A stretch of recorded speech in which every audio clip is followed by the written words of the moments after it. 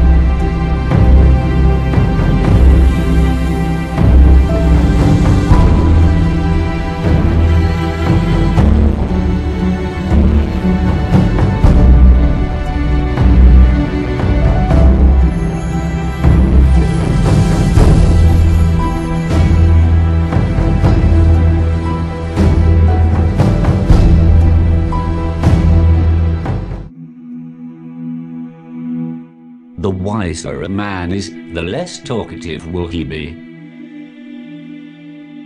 Time wears out bodies, renews hopes, brings death nearer, and takes away aspirations. Whoever gets anything from the world lives in anxiety for holding it, and whoever loses anything passes his days grieving over the loss. Whoever wants to be a leader should educate himself before educating others. Before preaching to others, he should first practice himself. Whoever educates himself and improves his own morals is superior to the man who tries to teach and train others. Every breath you take is a step towards death. Anything which can be counted is finite and will come to an end. If matters get mixed up, then scrutinize the cause, and you will know what the effects will be.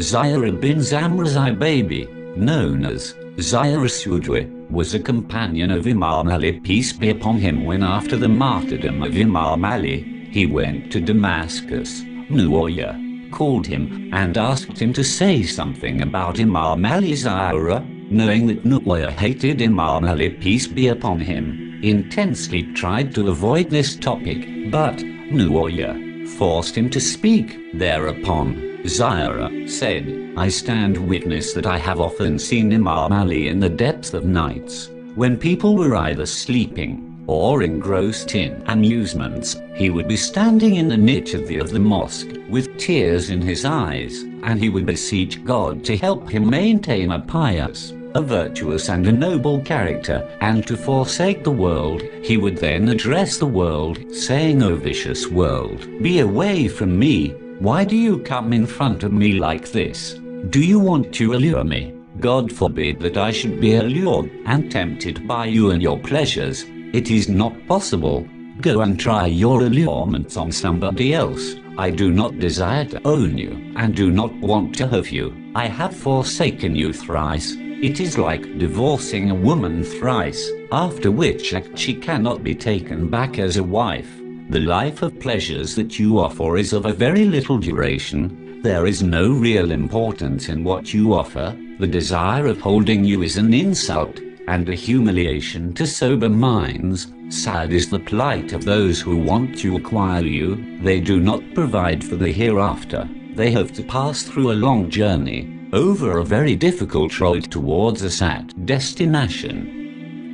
Zayd says that when he stopped, there were tears in the eyes of Nuwaya, who said, "May peace of God be upon Abul Hassan, Ali bin Abi Talib. He was undoubtedly like that. Now tell me, Zayd, how do you feel his separation?" Zayd replied, "My sorrow and grief is like that of woman whose only child has been murdered in her lap." With this remark, Zayd walked out of the court of Nuwaya and left the city. After the Battle of Siffin, Somebody asked Imam Ali, peace be upon him, whether they had been destined to fight against the Syrians. Imam Ali, peace be upon him, replied, if by destiny you mean a compulsion, physical or otherwise, through which we are forced by nature to do a thing, then it is not so. Had it been an obligation of that kind, there would have been no question of reward for doing it, and punishment for not doing it.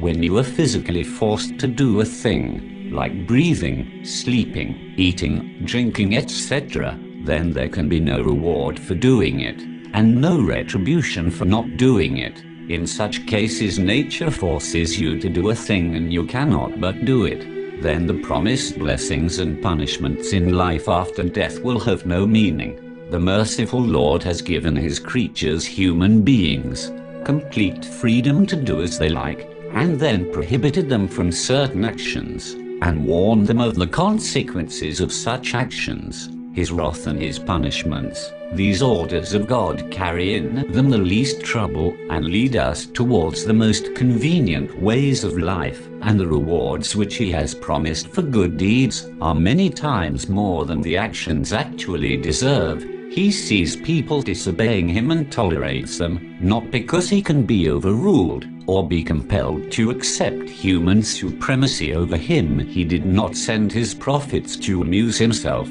or provide amusement for them. He did not reveal his orders without any genuine reason, nor has he created the galaxies and the earth without any purpose. The universe without plan, purpose and program is the idea of infidels and the pagans. Sorry will be their plight in the leaping fires of hell. Hearing this, the man asked Imam Ali, peace be upon him, then what kind of destiny was it that we had? Imam Ali, peace be upon him, replied, it was an order of God, to do it like the order he has given in his holy book. You were destined by God to worship none but him. Here, destined means ordered. It does not mean physical compulsion.